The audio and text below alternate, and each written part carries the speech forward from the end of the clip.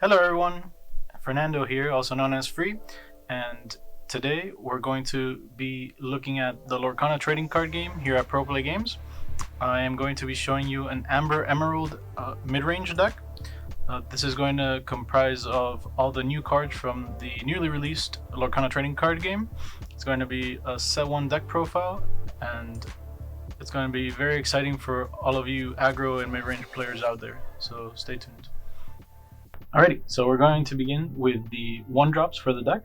The first 1-drop we're going to look at is going to be probably the most influential aggro 1-drop in the game right now, and moving forward is going to be this Lilo. So Lilo Making a Wish. What's so important about this card is that for 1 cost, it's a 1/1, so easy to remove in terms of combat and dealing damage to it. However, through that weakness, you get the payoff of having 2 lore. So every time you quest with this card, you're going to gain 2, and that's a very good rate for a 1-drop. So that is the reason that they counterbalance that with the stats. But if you can go ahead and protect this card throughout the game, it'll net you a lot of lore for 1-drops. Typically, you want to be able to get 2 to 4 lore for a 1-drop. So that is the goal with playing Lilo as your turn 1 play.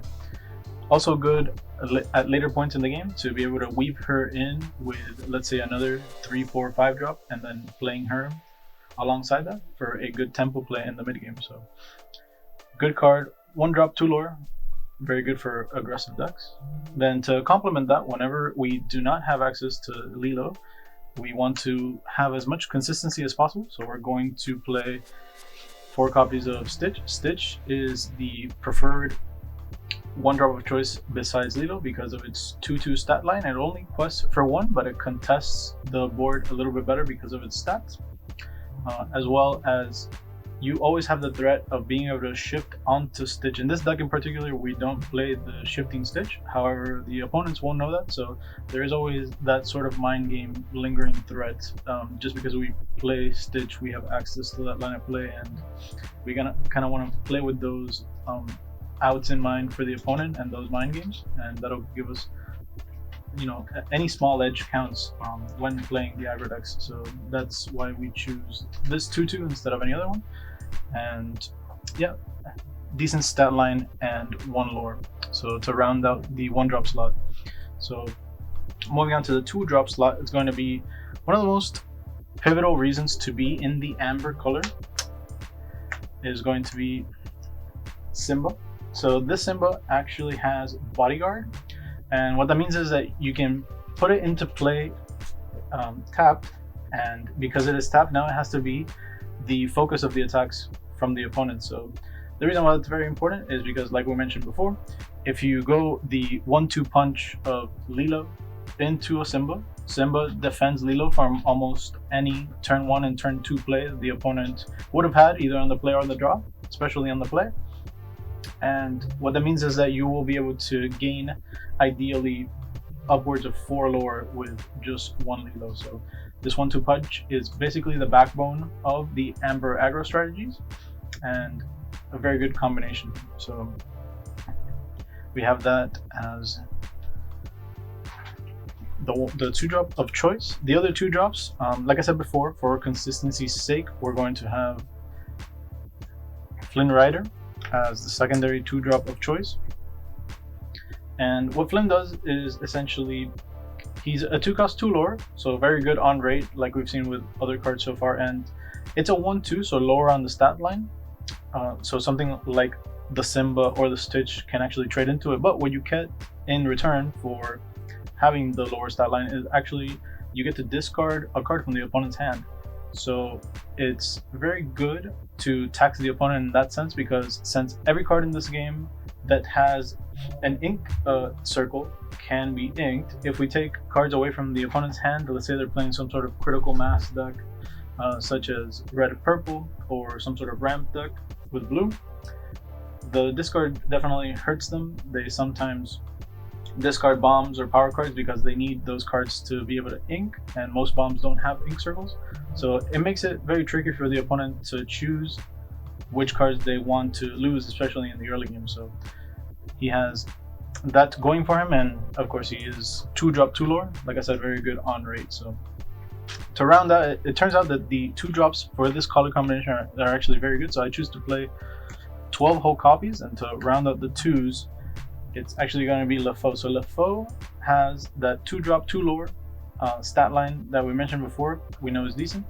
The 1-2 stats are not actually that wonderful, and this one actually has no effect in this deck in particular because we can't reach the cost reduction effect. So it is actually just a 2-drop 2 lore, essentially vanilla type card, but that is simply good enough to play in an aggro strategy like this. So I chose to have it as my 12th 2-drop. Other considerations for LeFou is simply having maybe more 1-drops to have that consistent 1-drop play. That's very important. But so far it's been working out pretty well with 12 2-drops. Now for the 3-drop slot, we're going to go ahead and get started with Cheshire Cat. Now Cheshire Cat on the surface doesn't seem like it would be an overwhelmingly powerful card or an influencing meta card, but in this case, having 3-drop for the 2 lore, a little bit underrated. Like we've seen, every 2-drop that we play has 2 lore, but what we get in return is a 3 health stat line, which is very comparable to survive most 1s and 2s in the game, actually all of them, and also the added effect of having the character that defeats this character be destroyed. So essentially a 1-for-1 most of the time that this card's on the table, and because of its 3 health stat line, it can go ahead and survive most encounters with other cards. So you're most likely going to be paying 3 for 2 lore very consistently with this, and that's essentially all it has to do. So it's very good in that sense. So we only play that 3-drop. We actually go on ahead to play 4-drop Hans, and this card is actually a vanilla. It doesn't have any particular effects, but what it does do is something very unique in the emerald color. It's a 4-drop inkable that has a 3/3 stat line with 3 lore. So a 4-drop with 3 lore is actually quite rare and incredibly powerful on curve, and so that is why he is the 4-drop of choice. This deck is very focused on lore economy, and this helps you quest very efficiently, so that is why we choose him for one of the 4-drops. For the other 4-drop in our deck is potentially the best character card in the entire game, is Rapunzel. So Rapunzel, what she goes ahead and does is for 4/2 lore, not the highest rate for 4-drop like we've seen compared to Hans, but very equitable to the other 4-drops in the game. And what you get in return is actually an incredibly powerful effect where you get to heal any card in your board that has damage, and for the amount of healing that you do, you draw a card. So it gives you a good amount of card advantage in a color combination that would otherwise not have any, and so that's why she is incredibly crucial for this type of strategy. Also, the 1/5 stat line is very important because since you are only focused on luring up every turn, it's very likely that this card in combination with, you know, curving out with 1, 2, 3s will survive a turn cycle and net you approximately 4 lore, maybe even 6 lore sometimes. So the versatility of the card as well as the lore economy makes it very powerful. So that is our selection of 4-drops. Now you're going to see a very lopsided array of 5-drops, and we'll get into why toward the end of the video, but for right now, let's show you the first 5-drop of choice. So it's going to be Cusco, and Cusco, an incredibly oppressive card when it hits play. It definitely demands answer and controls the battlefield in ways that other cards don't do. 5-drop 3 lore. 5-drops are normally the first mana cost that start getting into the 3 lore territory, and 3 lore for a single quest is incredibly powerful, and so the cost is very much justified. Uninkable, but what you get in return is actually a 2/4 stat line that whenever the opponent banishes this card, it banishes whatever destroyed it, and it also has the keyword ward, which ward on a 2/4 incredibly difficult to deal with through combat, and when dealt with through combat, it 1-for-1 the opponent in whichever way it did, and most of the time it gets a quest in. So for 5, an extremely efficient creature, and not being able to be removed by the control decks on the turn that it comes down is incredibly effective. So if this is your finisher per se, it normally gets the job done versus the control decks. So very good card. To follow up Cusco, there is also another incredibly powerful 5-drop, and it's going to be the Mad Hatter. So aside from Rapunzel, this is the other card advantage engine in the deck. Whenever it gets attacked, you actually draw a card.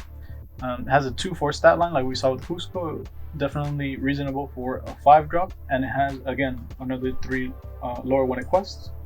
So both of these cards having 3 lore when they quest is incredibly important, because normally an aggressive strategy would run out of steam toward the mid to late game, but these questing threats in this mid-range version help you against those extended game states, and the alternate versatility of their effects is also very good in a variety of different matchup spreads. So we like Kuzuo, we like Mad Hatter, but there's also another 5-drop that we play. So we actually play Maximus, and Maximus is a lot more focused on the stat line as opposed to the questing, and we'll get to that, why that's important in a second. But it has Bodyguard, so it defends most of your field. When it is tapped, it can come down tapped when you play it, and it also supports, so a very powerful 4 support stat line to help your other smaller creatures just kind of deal with bigger threats on a 1-to-1 basis. So it gives the deck that sort of combat flexibility that it didn't have before.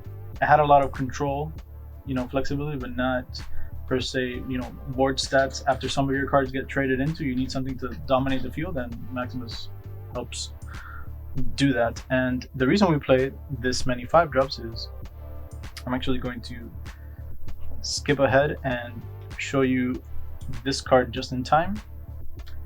And this is the main, I suppose, combo element to this mid-rangey deck, and the sort of enabler of a perfect curve in this color combination. So you pay 3 to play a 5-drop Allure from your hand, and that what that enables you to do is play one of the 3 incredible 5-drops that we just saw for much cheaper. And because your curve is ideally Lilo into Simba, this curves naturally with those 2 cards as your 3-drop slot. And specifically, if you summon something like a Maximus, it'll protect your Lilo, and your Lilo will be most likely able to quest 3 to 4 times, and that should be good enough to convert a victory in most scenarios. So definitely incredibly powerful to play Cusco and Mad Hatter ahead of time as well. So that is why Just in Time is the main combo piece of the deck. Now we're going to just round out the deck with some bombs. So we're going to go ahead and show John Silver. So John Silver, incredibly underrated card. I highly recommend looking into this card, because for the cost of 6 inkable, you can ink it in the early game and it won't affect your curving out. And at the same time, it has a 5/5 stat line, so it trades with a lot of other bombs in the same cost curve very effectively. And it has 2 for questing, so it enables some late game questing when you might be falling behind on board control. But specifically what it does is, in the aggro matchups, it forces the opponent's cards to, instead of quest, attack, and that can enable you to win some races. And it does that when being played and when it quests as well. So definitely an incredibly good curve topper, and when you are sort of at parity or falling behind in a game, it helps you secure the position in play. So definitely good all around in terms of questing stats and for the cost, and that's why we chose him over other 6-drop options. And mainly the inkable is very important. And then, like we said, just rounding out, so this curve is mid-range curve. It goes up to 7, and 7 is a pivotal number, because other control decks for example, use 7-drop slots as like the curve toppers. So we want to be able to match them in the late game while also curving out on them in the early game to gain advantage over them. And this stitch actually allows us to do that very effectively because it's inkable in the early game. It has a 4-8 stat line with 2 quests, so very respectable. And what it gives us is card draw. We see that normally aggro decks, the way that they lose is they run out of cards during the middle of the game. This deck is very heavily focused on playing all the draw options in the Amber Emerald color. If you control 2 characters and you play this stitch, you draw 2. Incredibly powerful and respectable for the cost. And again, we want to match those control decks in the later portions of the game, and that's why we go ahead and play Stitch, and we just ink them if we don't need them. So very versatile there. And then just to round out the deck, the other action card that we play is You Have Forgotten Me, and it just goes ahead and the opponent chooses 2 cards in their hand and discards them. The reason this card is incredibly important in this color combination is that it combos really well with Flynn Rider, and at the same time it gets rid of the sort of that critical mass of cards that I mentioned earlier in certain matchups, like the blue matchups, for example. So normally blue will go down to a medium to low hand size while they are developing their ink, and when they do that, they keep key cards in their hand. And so in that matchup, you can go ahead and You Have Forgotten Me them when they're at 3 or 2 cards in hand, and it just cripples their late game effectiveness. As well as against something like purple red, it is costly for them to try to refuel because Magic Mirror is expensive, and Queen takes a little bit of time to ramp up with the shield. So you can very much tax the card draw in that deck by playing You Have Forgotten Me, and you can use that sort of like stumble time in order to convert a victory with your questers in play. So definitely very powerful in this strategy, as it's the only card that does what it does. So that's it. Thank you very much for watching. Alright everyone, and if you want any of the cards that you saw in this video, please make sure to go to the affiliate TCG player link down below. Also everyone, if you would like to receive coaching for this brand new trading card game, Lorcana, you can go ahead and subscribe to the Patreon page where you can find all sorts of different coaches. I myself, Fernando Fuentes, and am on the platform, and I await anyone interested to learn a little bit more about the Lorcana trading card game. And finally, go ahead and like, comment, and subscribe. It helps the channel out a great deal. So thank you very much for tuning into this deck profile, and I look forward to seeing you all again